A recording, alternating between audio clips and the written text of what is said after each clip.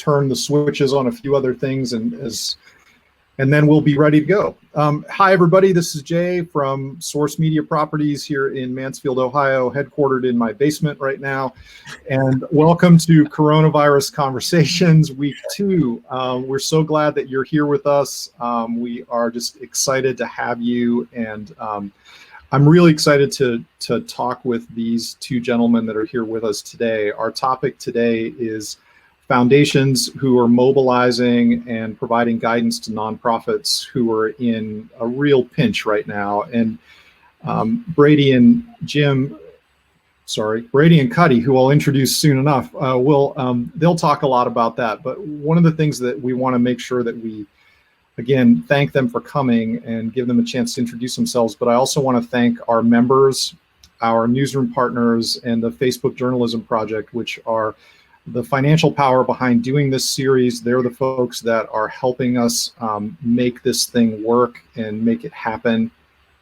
We're really excited to be able to produce this, but we wouldn't be able to do it without their help. And today's guests, the folks that I have with me, are two friends, two people I respect very much, and they're the CEOs of the Ashland County Community Foundation, Jim Cutty Cutright, and we're going to refer to him as Cutty from now on because that's what he answers to. I tried James once, and that didn't work out either. He only says it's only his mother can call him that. And my other and also joining us is Brady Groves from the Richland County Foundation. Brady's the CEO there, a longtime friend of mine, and they're here to talk with us a little bit about how they're mobilizing to help nonprofits. And then I've got a dog in the background that also wants to be on the webinar. So Betty's here with us too. Welcome to Working at Home, everybody. Well, despite the backdrop, I'm not in the Aspen Mountains on vacation. That would be awesome. That's some social isolation right there. I'm actually at the Community Foundation office in our small conference room with a nice print in the background. So. Could you guys? I just want to say thank you, Jay, for this creating this platform. I think folks are stuck at home and they maybe wonder actually what's going on out in the real world, and so your hosting of these conversations is just so important to what's going on in our respective communities. So thank you. Well, it means a lot to have you guys here. I'm going to give you just a couple seconds. Can you introduce yourselves a little bit and talk a little bit about what your different organizations do, and then we'll kind of roll into a quick conversation and open it up to audience questions. Go ahead, Cutty. Okay, well, so most of you know me as Cutty. I've been in this role as Executive Director, CEO at the Ashland County Community Foundation for 8 years, and served on our board at the foundation 5 years prior to that. So I succeeded the great Dr. Lucille Ford in this role, and I really enjoyed the opportunity. My good buddy Brady was one of those that I reached out to very early on when I was coming into this role. Served on a lot of nonprofit boards, and I had done some volunteer fundraising, but had never really led a nonprofit organization. And so at the beginning, I was a little bit like a sponge trying to absorb as much information as I could. So I had reached out to some of the surrounding county community foundation leaders to create a peer network. Brady was one of those first that I reached out to. I think he had only been in the role himself for about a year then. So he and I have become good friends. We have lunch a couple times a year. Great thing is about community foundations in Ohio, for the most part, they're divided up territorially by county. We don't really compete with each other, and so there's tremendous sharing of thoughts and ideas and just good feelings. And so I consider him a really valuable resource and a good friend. So I'm glad I'm here with him today. How's that? Thanks. That's awesome. Brady, good luck on that one. I'm starting to tear up here a little bit. No, thanks so much for the kind words, Cutty. Brady Groves. I'm Jim's counterpart with the Richland County Foundation. Richland County Foundation serves a population primarily of Richland County. However, through our donor advised funds, we're able to support nonprofits all across the country. I've been with the Community Foundation for 9 years. We've seen some fantastic growth during that period, both in the form of assets as well as impact from leadership or roles. And it is. The community foundation work is very collegial, working together on a lot of different things. And I guess the premise is really that by raising awareness of philanthropy, we benefit all our organizations. So Jay, pulling us here today, I think is great for both communities. So thank you. So for the listeners or the viewers who are with us today, who, I think sometimes when we work in a field, we sort of assume that everyone knows the role of our organization and what we do every day. We make all this sausage and people consume it, but we kind of assume they know how we do it. And so I kind of want to start with a question that's just a real basic one, which is, and this is for both of you, and answer it in whatever sequence or way that you want, but what is a community foundation, and what roles do the ACCF and the RCF play in their respective communities? And then related to that, has that role changed because of COVID-19? Well, I guess I can start, Brady. As far as what is a community foundation, because we're a younger community foundation, we are only in our 25th year. We may get asked that question a little bit more than maybe Brady does, because Richland County is in their 75th year, so they're much more established. And in fact, it used to be the #1 most visited page on our website was what is a community foundation. So thankfully, through a lot more creating awareness over the past 8 years, that's not the most visited page anymore. But so I often tell folks there's sort of a technical definition and there's a more practical definition. So the technical definition, when I'm speaking to groups who have no idea what a community foundation is, and you're right, we do sort of develop our own vocabulary. And I've often said I can be the loneliest guy at a cocktail party if I start talking too much about endowments and spending policies and all of those things. But so on a technical side, the metaphor that I've often used is we're like the charitable bank of the community, with all of these individual charitable savings accounts that we call endowments that donors have created. So if you think of United Way as maybe being the charitable checking account of the community, where they are loading that checking account each year, distributing those dollars out, and then have the unenviable task of reloading the checking account again the next year. We're more of an organization where we receive a donor's gift term, and the earnings from those investments are used to make scholarship and grant awards at its most simplest form. In a practical sense on how we operate each day, it's more about whatever your connection is to the community foundation may determine what your perception of a community foundation is. So for our donors, we are agents or stewards.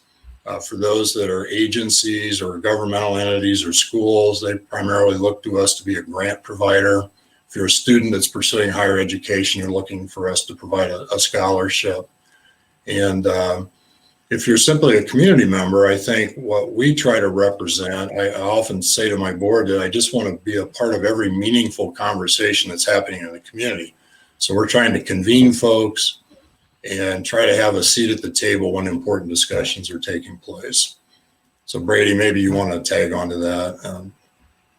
Yeah, I think the situation that we're currently in, community foundations, we're built for this. We're a compilation, in the case of the Richland County Foundation, of 387 different funds that address the important needs or beliefs of a donor.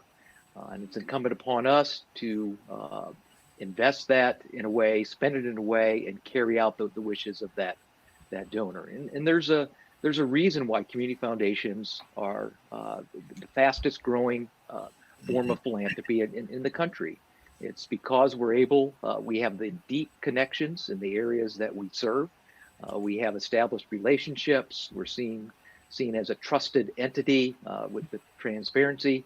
And we can, thanks to a community board that is diverse from both a geographic and skills standpoint, as well as gender.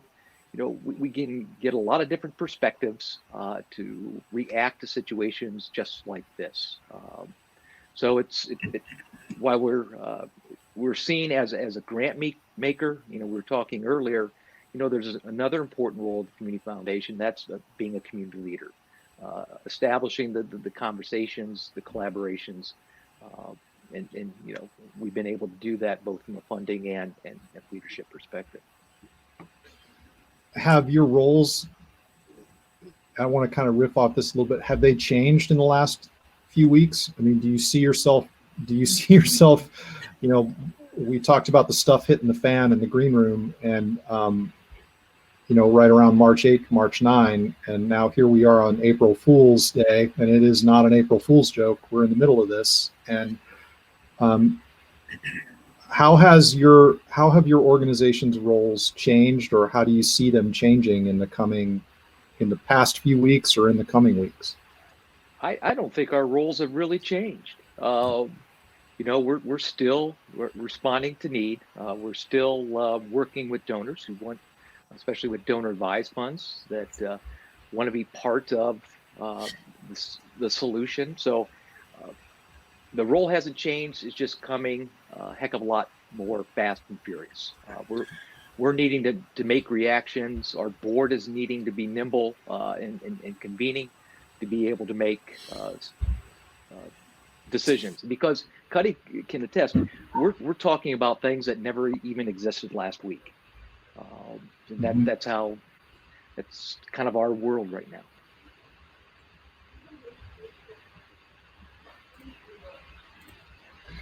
So if I'm a nonprofit leader and I'm leading a nonprofit, what should I know about how your organizations are operating on a day-to-day basis in the midst of coronavirus? And I think we've lost Cutty here for a second, so I'm going to throw this to you, Brady. I mean, what if I'm operating a nonprofit and I serve our community? What should I know about how the foundation is operating in the midst of this crisis? Are you at work?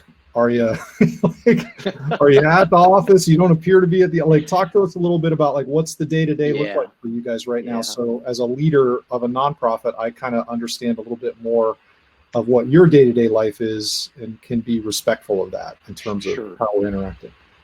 The office is open, normal business hours, okay. 8:30 to 5, Monday through Friday. We're only rotating one staff member through a day.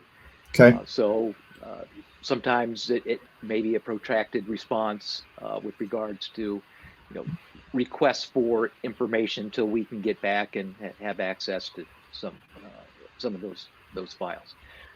We felt it was important because Cutty's in the same situation. We're in our scholarship season. Deadline is today. We normally get a lot of last-minute questions from harried students and parents, and it's even more so now with schools being closed and lack of access to transcripts and scholarship funding. Hey, there's Cutty. I'm back. I don't know what I did. I didn't touch anything, I swear. But we're open. We're not getting a lot of foot traffic, but we're available via the website and online to be able to answer questions. So we're open for business, Jay.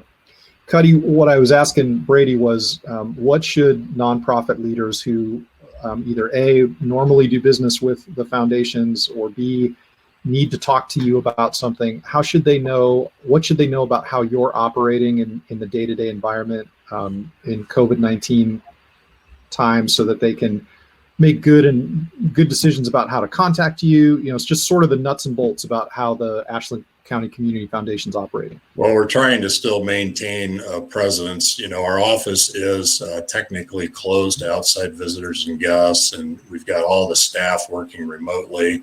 I am coming in every morning and afternoon to the office and working pretty much by myself, but we're still responding to phone calls, text messages, emails. I'm collecting the mail each day. So we're trying to operate as normally as possible. It is a very unique environment. It's a trying time, certainly. And I have a great staff. We've set them all up with remote access to their computers, and so they're able to. We're still processing donations that we receive, and we've been continuing to receive those during this period. And we've also been, issuing grant checks where that is needed.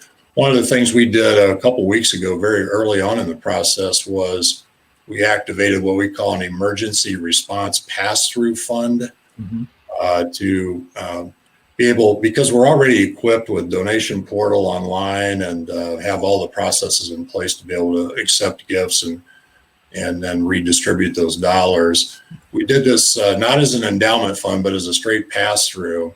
We're not taking any administrative fee for processing these gifts. And so we made folks aware that if they wanted to donate to this fund, that we would be making good decisions about where the dollars would be distributed in the community. And so we've had a pretty good response to that. We're receiving checks and online gifts to that. So we want to be available to be able to process those gifts. And then we've already started making some grant awards out of that fund in the last 2 weeks. And those are unrestricted dollars that are almost, it sounds like this is a direct response on the part of the community foundation in the face of coronavirus. Is that right? Right. Exactly. Yeah. Initially, we have 3 entities in our community that are just doing a fantastic job. The Ashland City Schools partnered with Salvation Army Croc Center and also with Associated Charities to develop a plan to provide meals for students since the schools have been closed. I think a lot of us may not be aware how many families where the children depend upon breakfast and lunch to be served at the schools. And so when schools were closed, those 3 organizations have collaboratively been setting up sites in the community, making deliveries using non-classified staff at the schools to homes, and trying to continue to get folks fed during this really critical time. So I'm going to repeat, or I'm going to kind of summarize what you said, because I think it's really important for especially folks in Ashland to know, is that on the one side, the Community Foundation has set up an unrestricted fund that you can donate to online or via, analog methods like checks. I don't think that they accept cash in a paper bag. They prefer a check, but you can do an online donation. There's no administrative fees with that, and that they're making decisions about how to distribute those funds to serve the community, and that's directly as a response to the coronavirus crisis that they're having right now. And if I'm a nonprofit and I want to apply for those funds or apply to be granted a portion of those funds, Cutty, what would I do and how could I do that? Well, you could certainly reach out to me. We've got deep connections with all of our nonprofit leaders, so they certainly know how to reach me. And I've been responding to emails and phone calls during this period of time, so they should feel free to reach out to me. Fantastic. And Brady, this is a nice segue to a major announcement that the Richland County Foundation made this week. And I'd love it if you could talk a little bit about what your board, what you and your staff and your board have decided to do directly in response to coronavirus, and, share some details about that. So the folks that would be interacting with you would have an opportunity to learn more about that. Sure. Thanks, Jay. This week, our board authorized our response in addressing the immediate needs of the community through nonprofits, at least initially focusing in the health and human services sector and those agencies that are providing basic needs with shelter, with food, with access to health care. And so we established the COVID-19 Rapid Response Fund, whereby we have taken our entire unrestricted grant budget for 2020 and designating that to immediate needs of the community. What we're going to do is we're going to provide general operating support. Typically, a community foundation makes grants, or nonprofits are aware that it's usually for a project, a process, a building project of some sort, capital campaign. We are simply making general operating grants to nonprofits. We've eliminated our usual 5-cycle grant period. we've established an online process. You can go to our website, richlandcountyfoundation.org, click on the big COVID-19 virus disease photo, and that will take you to the online application. With that, we've established a community engagement team, some leaders in the health and human services sector that will help guide our grant making, at least initially. So we're not duplicating. We're working with other funders, both donor advised and United Way. So we're making the biggest impact possible. Not necessarily an emergency fund, but with the unrestricted fund, Jay, we're allowing people to make gifts to this fund, and we will simply put that in the make that available for immediate grant making. Fantastic. That's a pretty. I mean, it's a pretty amazing and significant response on the part of the community foundations. Are other foundations that obviously you guys are plugged into the community foundation community in Ohio? Are you seeing similar responses to the ones that you're making across the state? Yeah, I mean, I sit on a weekly call with a group of Ohio funders. Well, actually through the Midwest. You know, a lot of people are doing the same thing, just at different scales. I mean, you look at the Cleveland Foundation, who for their emergency fund raised $5.9 million. Their first grant just went out this week for $500,000 for food bank and homeless shelter support. So yeah, we're all doing the same thing, just at different levels. What we've tried to do too, Jay, is we've been reaching out to some of our donor advised fund advisors, and for us that becomes a supplemental source of funding at a time like this. And so we've had a really good response from those that have established donor advised funds, which essentially are non-endowed type funds where the distributions can vary from year to year and grants can be made at any time. So donors have established these as a way of creating their own personal grant making fund. Mm-hmm. And so I've been in communication with a lot of those. I've really been trying to encourage those the last couple of years, and we've had a pretty decent spike in the number of those types of funds that have been created. And that's a way that we can expand upon what is primarily for a foundation only 25 years old. We have limited unrestricted funds.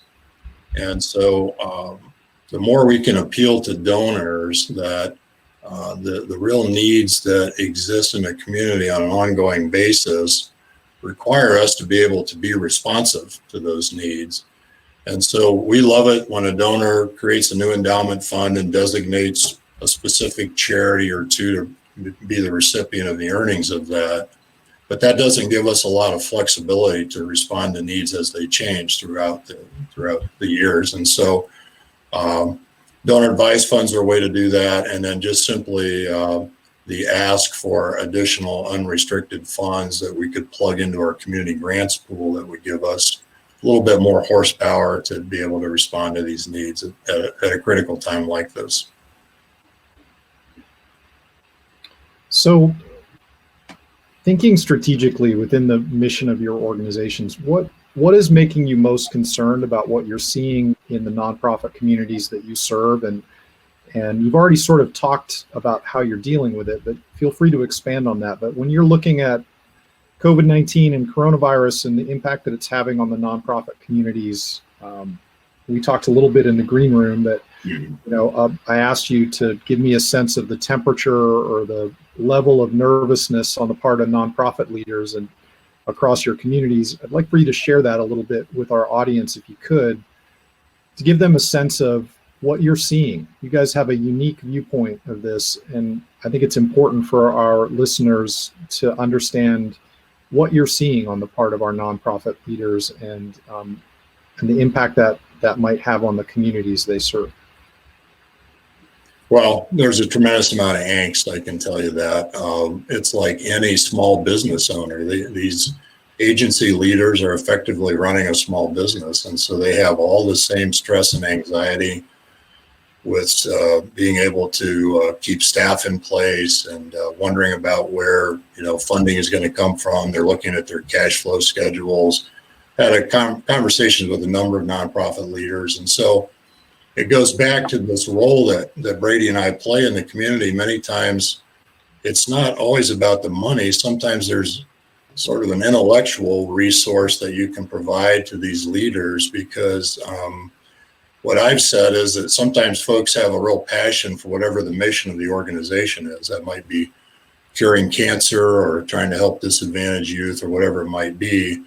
But when they get in those roles, they figure out they're actually running a small business. And so they may not have all of the skill sets that are needed to be able to understand, how the financials work and how do I structure a staff and what do I do in lean times.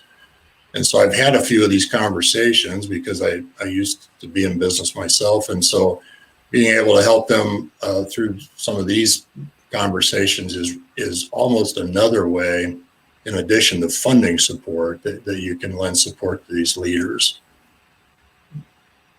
Brady, what are you seeing here in Richland County?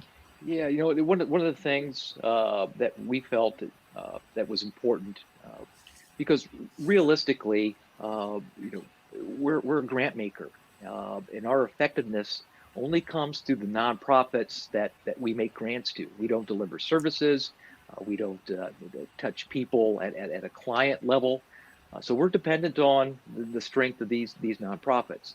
That's why we thought it was important 5 years ago to have the Osborne Meese Academy to help boards and executive directors become more proficient in the business side of philanthropy and delivery service. I would have never imagined that it would be useful. It's something that we're having to deal with right now.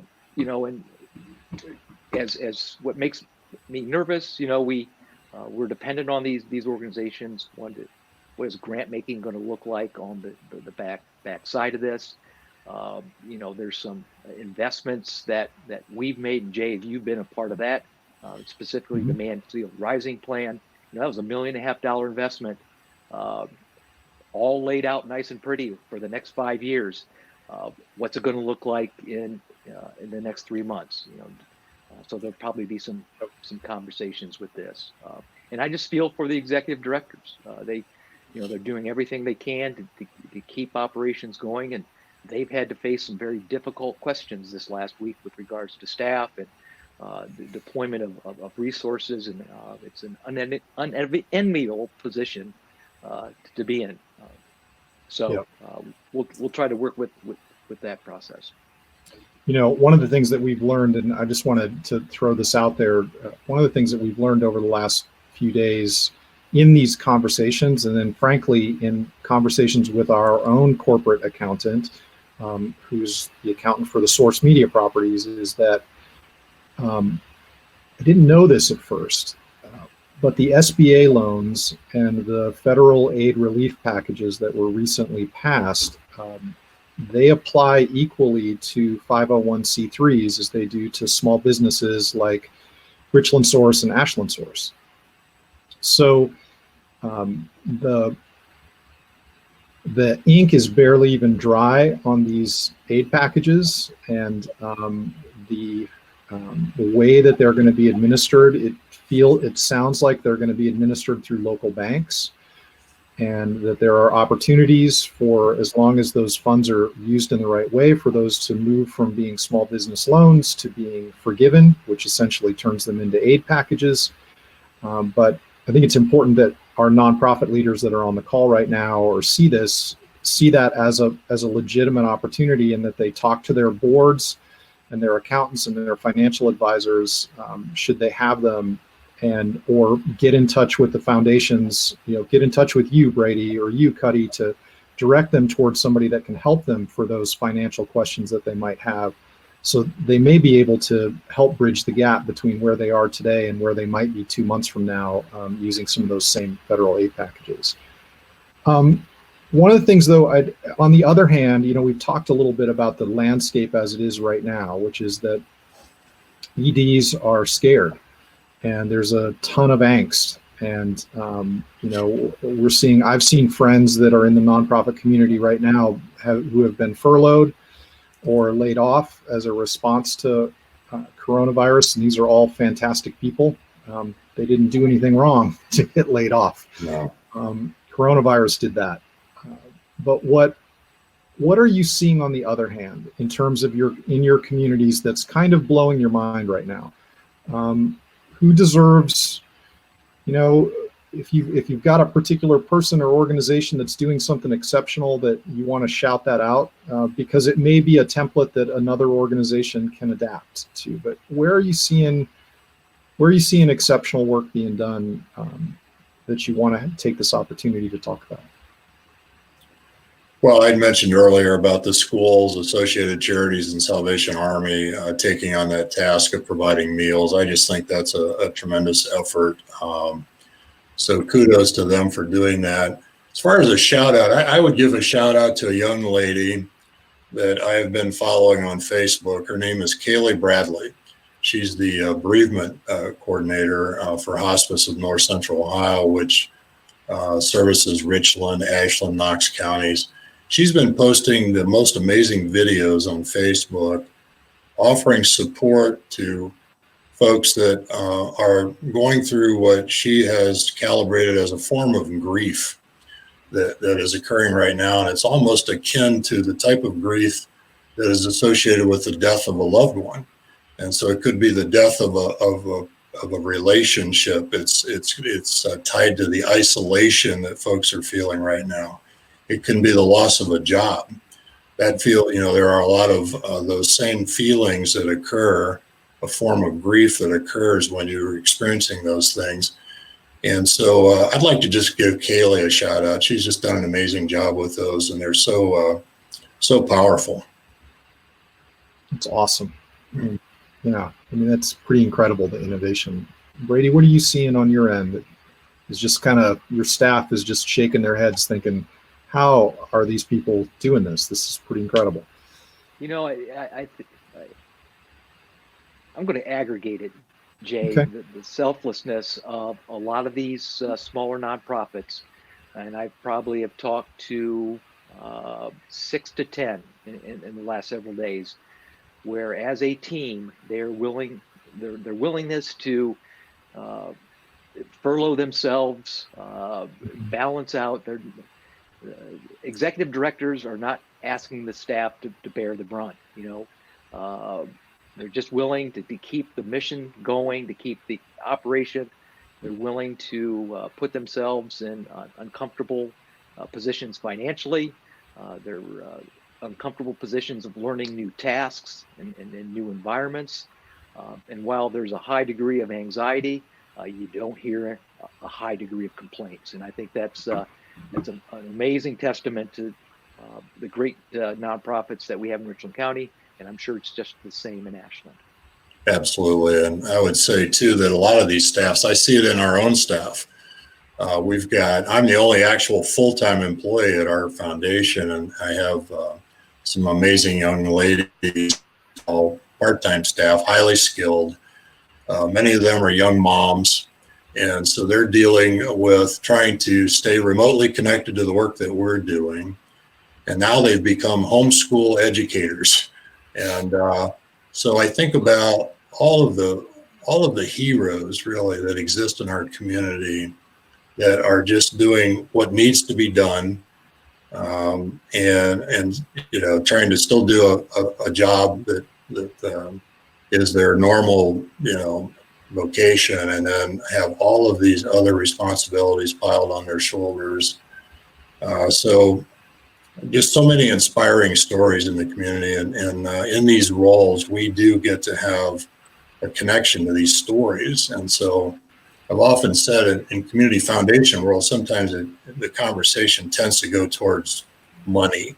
It's about grant making, and it's about looking at our assets and the number of endowment funds that we have. But it's always the stories behind the dollars. And so I know I've talked to you, Jay, about we have this amazing opportunity that there's this philanthropic exchange that takes place in the community where you have a donor and a recipient, and we get to be at the apex of that, where we're right in the middle of that exchange. And on each end of that are just amazing stories, amazing donor stories on why funds have been created, and amazing recipient stories. And so that's what's so inspiring to us each day. And as Brady said, even though folks are going through tough times, they're just rallying around the situation that we have in our communities and just trying to do the best they can.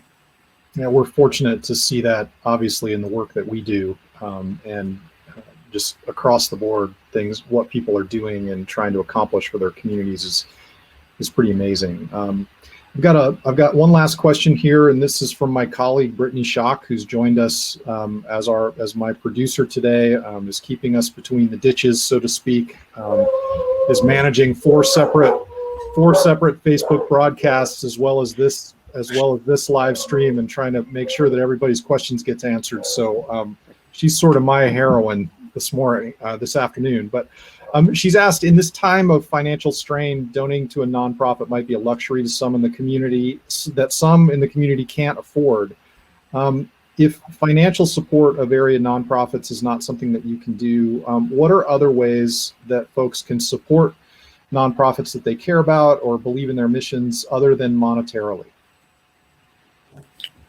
Well, they can certainly volunteer. Every organization has volunteer opportunities, and as I said before, sometimes nonprofit leaders don't always have within themselves every single skill set that's needed, and so they depend upon board members to supplement their skill sets with skill sets that are needed to continue to maintain the operation. And so I know that there is a demand for folks to sit in those seats in a boardroom, and there are many ways to get involved. It's a little harder right now because we're doing everything this way by video conference, but just offering support in any sort of skill set that you may have. Sometimes it's just, if you're really good at building a shelf or whatever it might be, it's amazing what is needed by some of the nonprofits. And it could be, I go down to Associated Charities with the food bank, and their volunteers just stocking shelves with canned goods. I mean, those are things that people can help with. And so I would just look for those types of opportunities, and feel free to reach out to us as well, because many times, because we're talking to these folks, we're aware what they need of needs that might exist. Yeah. I mean, I'm fortunate to serve on the board at the Ohio Bird Sanctuary, and the needs that Gail and her staff have at the Bird Sanctuary are just so unique. But sometimes it's just like, can you come out and mow the lawn? Like, there are things that, like, are you interested? Would you like to help us clear the trails or paint a bird cage? It's stuff like that doesn't require necessarily monetary contributions. And some of our volunteers are, they're coming from those trades. In this case, at the sanctuary, they're coming from the trades because they know how to build things and know how to make them last. And so their volunteer work is really focused on things like that. So that's my shameless plug for one of my favorite nonprofits, but it's my webinar, so I get to make the plug if I want. Okay. So, at this point in the conversation, we want to make sure that we've opened this up to questions from you who are here live on Crowdcast with us. While we're sort of waiting for those questions to come in, up at the, I think, upper right-hand corner of your screen, there's probably a follow button. If you follow us on Crowdcast, you'll be notified of the webinars as they come up. We're doing these every single weekday at noon, at least through this week and next week. We're going to go at least 3 weeks with this series to try to bring connections and answers and try to help you put facts over fear with different subject matters that you've got in front of you. We know that this isn't easy, and this is a challenging time for all of us. Quick plug for what we have coming up next week, or I'm rather for the remainder of this week. Tomorrow, we have a great conversation with Stan Jefferson and Mike Ziegelhofer, the superintendents of Mansfield City Schools and Lexington Schools. They're gonna be here to talk with us about how distance learning is going in the school systems. We're just a few weeks after what has been an unprecedented closure of schools. My wife is a school teacher, and I know that it's affected our family in the way that she teaches kids. And they're going to talk about that in their individual school districts. We're going to talk about what they think is next. I'm going to ask them to both bring their crystal balls to help us understand, what's going to happen with graduations and with graduating seniors and what those folks can expect. And then on Friday, we're really fortunate. We're going to have representatives on the webinar from both Ohio Health and university hospitals to talk to us about what our healthcare systems are doing to prepare for what the president and the governor and Dr. Acton have all sort of pointed to, which is going to be a peak of cases in the coming weeks. And they have, if you can imagine how busy those folks are right now, for their representatives to take an hour out to speak to our audience, we're just incredibly grateful for them. And then we've got a great full slate next week as well. So it looks like we've got a question that has come in from Emily Smith on Facebook. Is there any group managing volunteers overall, like a hotline people can call to find out what they can do and how their skills can be helpful? That's really not that I'm aware of. That's a heck of an idea, though. I mean, if somebody wanted to spin up a Google form to allow for that, that would be. The closest that existed in Ashland is Leadership Ashland through the Chamber's website has a portal, and we had provided a grant to fund the creation of that, which is only available if you are a Leadership Ashland alum.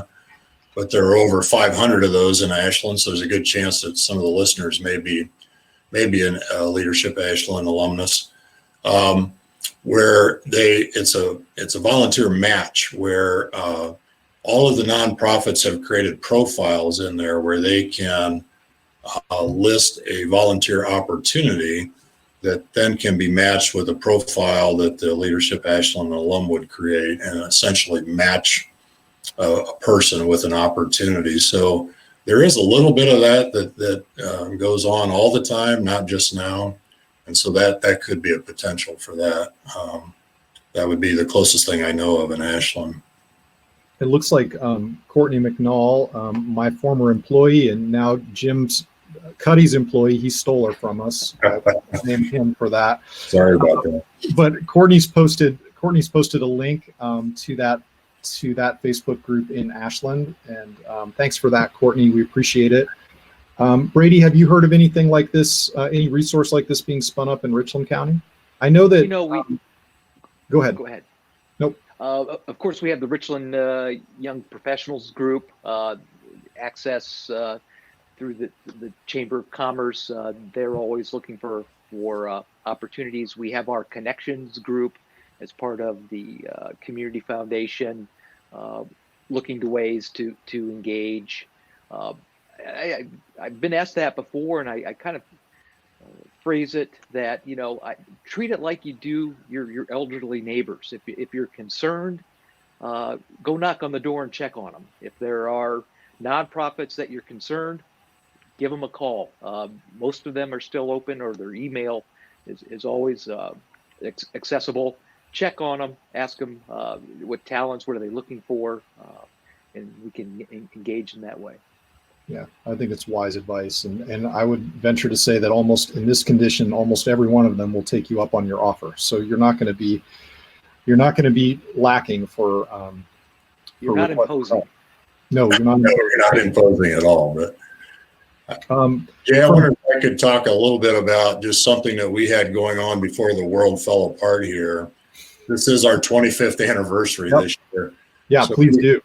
We had so we were so excited. We created some opportunities for some of our nonprofits, which are still available. We had started the process before this all happened, and we do have an April 15th grants application deadline for what we are calling some community choice grants. These are significant grants, each in the amount of $25,000 that are available for nonprofits to apply for. They're dedicated to the areas of youth, women, and seniors. So the whole idea behind this was encouraging nonprofits, two or more, to even collaborate, come up with an idea to submit for a grant application, and then we're going to have, if we can ever get back to normal here, we're going to have, the reason we're calling them community choice is because we're going to have an online voting mechanism once the finalists are decided in each of those three categories. And our intent is to still have an August 20th, 25th anniversary celebration event at AU where we would announce the award winners of each of those three categories. So, in light of COVID-19, those requests may be changing a little bit, and it might be interesting to see what those are. But I did want to make folks aware, particularly those that are in our nonprofit agencies, that still is an active grant application, and that program is available still. That's great. Thank you. So it looks like we don't have any other questions from the audience. So I just want to, this is sort of our last call with these guys. We're going to let them get to their lunch hour, which we have delayed. But feel free if you've got a few more. I want to again thank Brady Groves from the Richland County Foundation and Jim Cutright, also known as Cutty Cutright, for joining us today. Jim's from the Ashland County Community Foundation, and all of you across all of our Facebook platforms, which this has been live streamed to, right along with Crowdcast, for joining us, spending time with us today to put facts over fear in this edition of Coronavirus Conversations. I want to thank my colleague Brittany Schock, who has managed and been in and out of all those different comment strings to help us, make sure your questions get answered. We can't do this kind of reporting. We cannot do this kind of journalism without the support of our members, our newsroom partners, of which community foundations have played a part over the years. They've been generous in their support of our work. I also want to thank the Facebook Journalism Project, which we applied for a grant to support this, and the Facebook Journalism Project agreed to support this project, and we're very glad for that. We love to do journalism with you and with our audience, and if you'd like to become a member of The Source and support this kind of work, you can do that at sourcemembers.com. And again, just a sincere thanks to everybody who's joined us today. Please join us tomorrow at 12 noon, where we are going to talk with Superintendent Stan Jefferson and Superintendent Mike Ziegelhofer of the Mansfield and Lexington school districts about everything that has happened in the last 3.5 weeks and what they see going forward. This is only affecting virtually every single person in the counties and every single person in Ohio. So this is an important conversation. We hope that dozens and dozens and hundreds and thousands of you would join us on Facebook.